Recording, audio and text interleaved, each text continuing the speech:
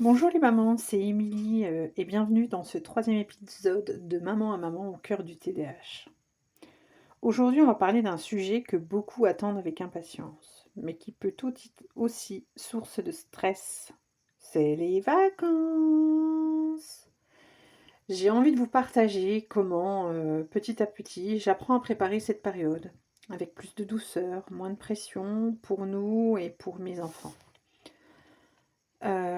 Je me souviens, il y a quelques années, à l'approche des vacances, je me mettais une telle pression, savoir ce que j'allais en faire, qu'est-ce qu'ils allaient faire comme activité, essayer de remplir leur journée avec plein de choses.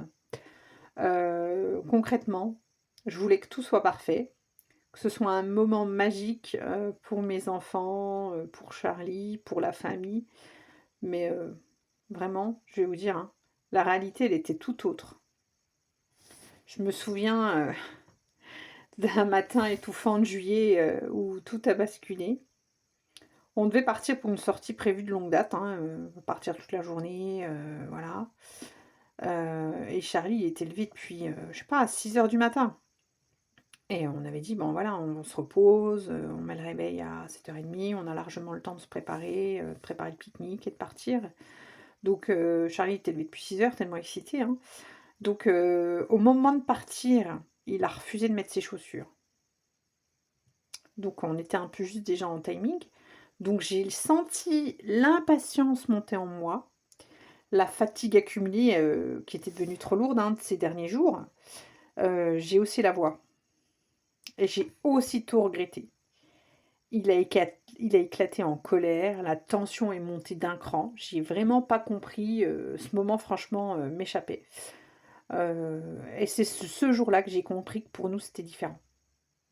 Les vacances n'étaient pas un moment simple à vivre, mais une étape qu'il fallait préparer avec douceur, avec un rythme adapté à notre réalité. J'ai commencé à me dire, et si c'était plutôt la bienveillance qui devait guider ces moments? Et si je me laissais le droit d'adapter les attentes?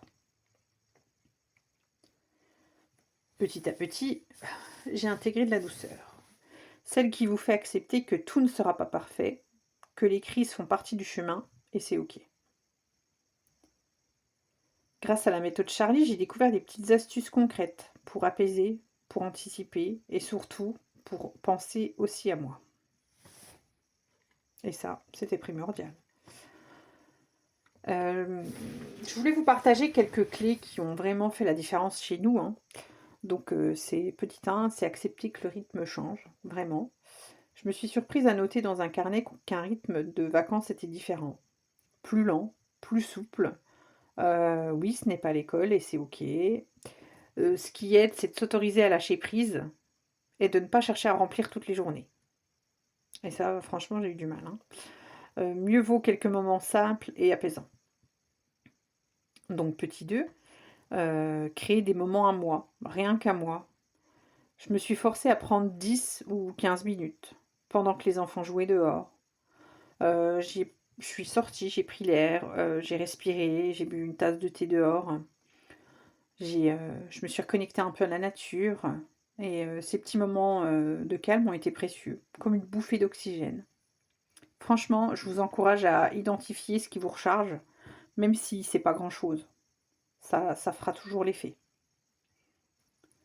Petit 3, donc c'est mettre en place des repères simples et doux. Chez nous, ça peut être un temps de lecture tous ensemble après le goûter, une balade en fin de journée, aller dans la forêt chercher des champignons, des glands. Voilà, c'est vraiment se reconnecter à la nature, ça nous fait du bien chez nous. Ce sont des rituels bienveillants qui offrent un cadre rassurant sans être contraignants. Cette structure, même légère, elle aide à apaiser les tensions, hein, vous verrez. Quatrième point, donc on implique les enfants, même petits, dans la préparation.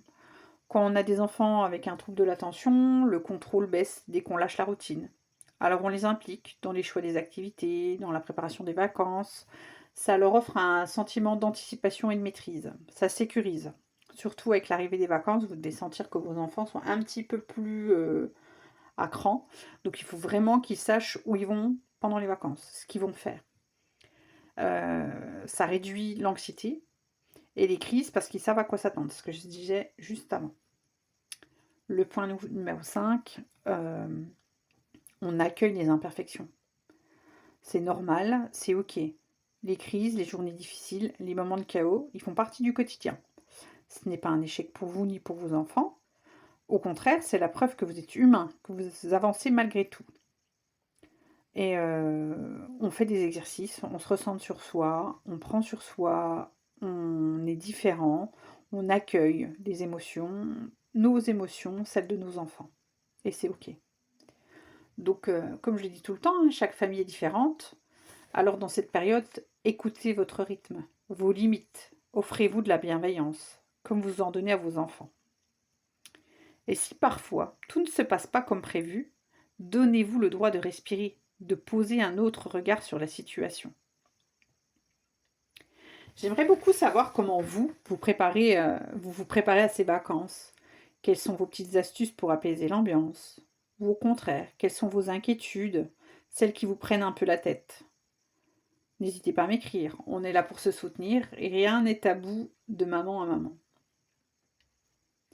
Merci encore d'avoir pris ce temps avec moi aujourd'hui, d'offrir de la douceur à nos familles, à nos enfants, mais aussi à nous-mêmes. C'est un cadeau précieux qu'il faut apprendre à s'offrir.